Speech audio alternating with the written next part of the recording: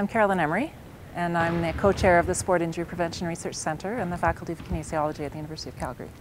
Injuries in youth sport and recreation affect many youth in our province. And each year we can expect about 35% of kids to go to get medical attention for a sport-related injury. We have the immediate issues related to injury that prevent kids from participating in the sport in which they love. But more importantly, we know there's long-term consequences of injuries, particularly joint injuries. We know the risk of early degenerative osteoarthritis is very high in these kids. We know that they're not participating in sport, and we know that they're at higher risk of overweight and obesity, which leads to other long-term consequences such as chronic illness, mental health issues. The neuromuscular training warm-up program is about a 15-minute program, and it includes various components that are structured around preventing injuries in youth soccer. We have a component that's more typical, an aerobic type of component within that warm-up program, and then that is also followed by very specific strengthening exercises for specific muscles that are at high risk of muscle strain injury. The third component is around technical training, jumping, landing, with a very specific focus on how the individual athlete lands with the alignment of their knee over their foot. And then finally, a significant balance training component on field, where we really focus on dynamic joint stability.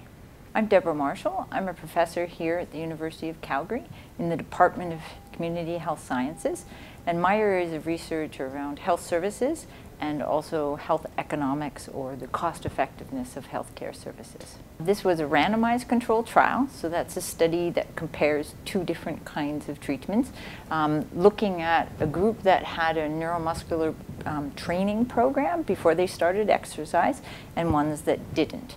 And in this case, we were looking at young soccer players, and this is basically doing warm-ups before they start playing in a soccer game. And the whole intent of the neuromuscular training is that they would reduce the number of injuries that would occur during play. And then what we did is specifically look at whether or not that's cost-effective. So what I mean by that is to do the training, you have to have certain coaches that are trained to do this. You have to take the time to train the team and essentially invest the time to do the training. And then what we look at is the number of injuries that occurred. And then we also look at the associated healthcare costs with those injuries and compare them between the groups. We found that there were fewer injuries in the group with the neuromuscular training, and even better, the costs associated with the training were less. So there were fewer healthcare related costs associated with the group that got the training in advance.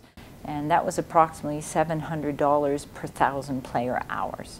So if we took these numbers, we looked at the injury reductions and we looked at the implications for the costs for one season of soccer play, this basically would translate into about $2.7 million for the overall savings to the healthcare system by having the neuromuscular training program in place.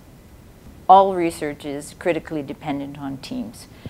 So there are a large number of people that were involved in actually collecting the data and putting the data together and doing the analyses. On this study, we were able to engage one of my student trainees, who is Dr. Elena Lopatina, who is now started in the program here at the University of Calgary in Community Health Sciences, and she was actually the lead for doing the analysis under the supervision of the PIs.